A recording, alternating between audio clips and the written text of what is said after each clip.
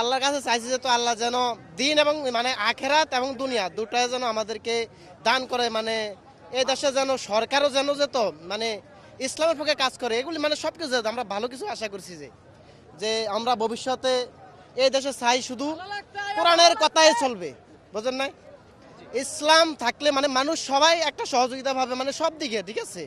কারণ মানুষের দুর্বলতা কাটিয়ে যাবে, মানুষ সবাই সফল হয়ে যাবে, শক্ত হয়ে যাবে। শিখলাম আর কি ভাই, আমরা বিদেশি লোক এখানে আর কি পাকিস্তান থেকে আসছি, ঘুরতে ফিরতে আসলাম, ওই ইজতেমায় আসছিলাম। আপনি পাকিস্তানি বলতেছেন, আপনি এত সুন্দর বাংলা বলতে তো আমি 45 বাংলাদেশি।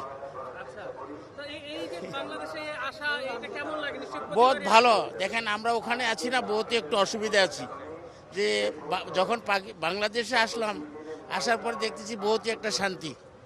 ওখানে আমরা বহুত অসুবিধা আছি, আমাদের জন্য আপনারা দোয়া করবেন। আজকে কি চাইলেন আল্লাহর কাছে? আল্লাহর কাছে বহুত কিছু চাইলাম যে আল্লাহ এই দেশে আমাকে নিয়ে আসো তুমি ওই দেশ থেকে। আল্লাহ তাল্লার দোয়া করলাম যে আল্লাহ যিন গুনাহগারি মাফ করে, আল্লাহ সবারই হেফাজত করে, আল্লাহ এইটাই আর কি দোয়া করলাম আল্লাহর কাছে। এখন আর যাব না, এখন এইখানেই থাকবো। আমি একেবারে শেষ করে তাবাদে যাব।